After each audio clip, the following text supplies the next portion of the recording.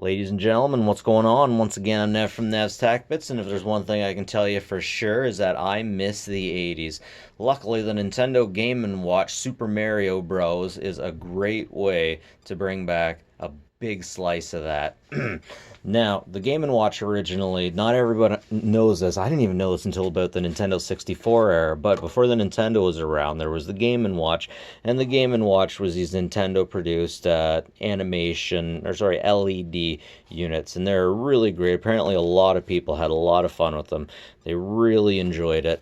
So yeah, in this installment, we're bringing Mario Brothers back from the 80s with the Game & Watch. So there's actually a clock feature on it, and it has a lot of Easter eggs. There are 35 Easter eggs on this unit, and I have to find them. I'm trying to make the clock play 24/7, but it goes to sleep even if I have it plugged in.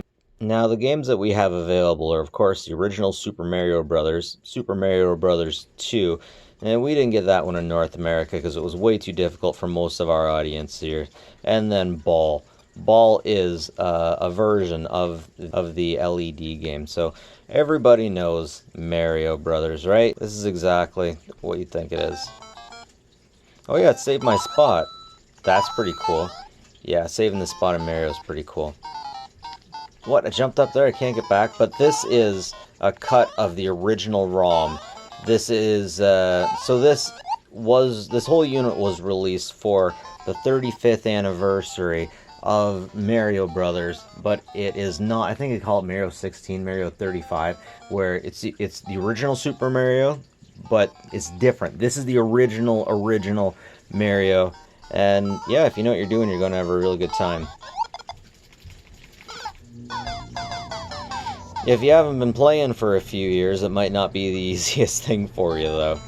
Anyways, you can switch games midstream. Oh man, it even saved my location there. That's awesome. Okay, I'm definitely pretty happy with that. Do the Mario. Oh, I gotta play it one more time. We gotta sing Do the Mario song. Yeah, come on. Sing it with me, guys. Do the Mario, swing your arms from side to side. Come on, it's time to go do the Mario. Take one step, and then again, let's do the Mario all together. Oh. Fail. Yeah, so it turns out that back in the day, Japan had a lot of games that never actually made it over here. Like Transformers, for example, which just didn't make it over here because they were unreasonably difficult. And like Transformers was unreasonably difficult in the way that the Angry Video Game Nerd had to do a piece on, because it was just so difficult. Super Mario Brothers 2 isn't quite like that. Of course, this is the Super Mario, the Lost Levels. I believe they call this the Lost Levels on the Super Nintendo Mario All-Stars. It's pretty cool though. It's really nice. I gotta say, before we get any further into it, the viewing angle is great, and there's a lot to be said about that. Now, what I mean by that is if we get cheap units, and I got plenty of those. So here's what I mean by a cheap knockoff. I think I got this for about like 13 bucks on eBay. And it plays the Mario, and you're not gonna see it, but it just doesn't look good. I feel like I don't have... Okay, that's too fast. Now that I played the original Mario, this is way too fast. Oh wow, he's booking it. He's booking it in this. Wow, look at that. I feel like Sonic the Hedgehog. Whoa, this is pretty cool now. This is such a contrast.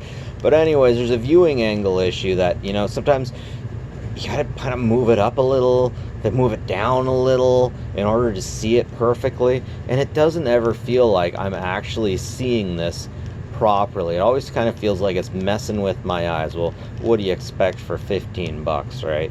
Oh my goodness, look at that timer run out. That's amazing. Yeah, I should probably mention the LED game, but you kind of get the point. You juggle the ball. You juggle the balls. And then there's another game where you juggle 3 balls. Yay.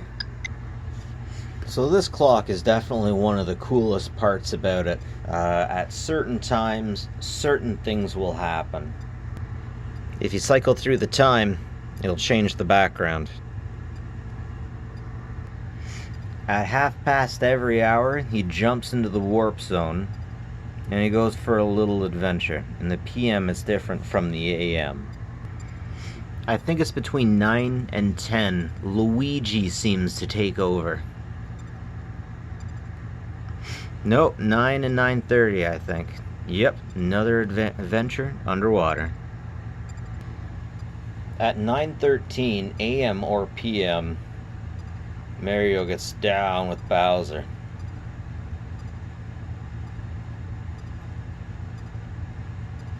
Alright. If you press A on 5 seconds for the clock,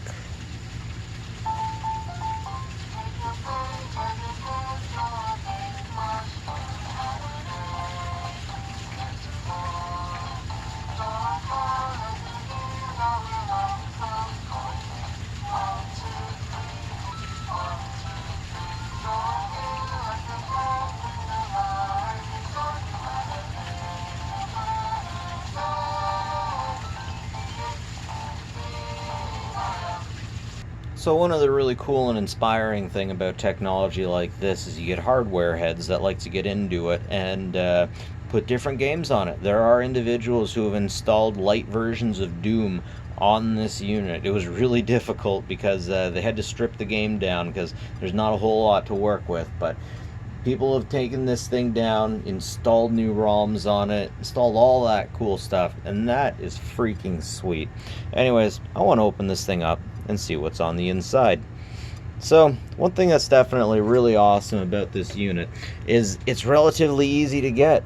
The big problem with Nintendo recently has been that if you want any of their mini systems, what you have to do is get really lucky, or you got to pay a scalper for it, because the scalpers just get to them. It's like everything Nintendo is super collectible these days, and there's a type of individual who will they'll just go nuts. They'll just take them for everything they can. But I even heard somebody say that what Nintendo's doing is just selling directly to scalpers because it looks good. At least it shows that they've sold out their stuff super quickly. I hope that's not the case. I really hope that's not the case, but I never ended up finding a Super NES Mini or an NES Mini.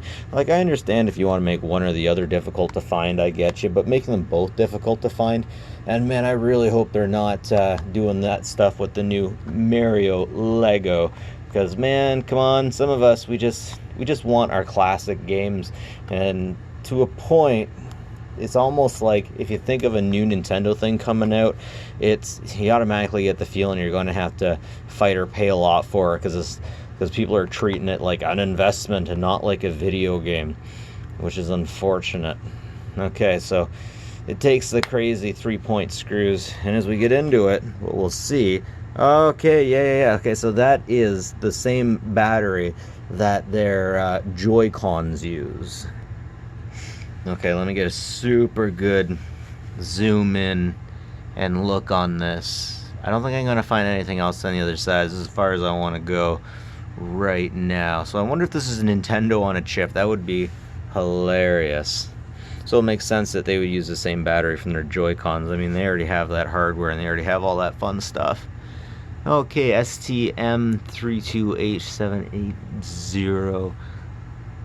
Let's see what that other one is. Do a little zoom in on it. Yes, there's not a whole lot going on here, but you don't need really a whole lot going on here.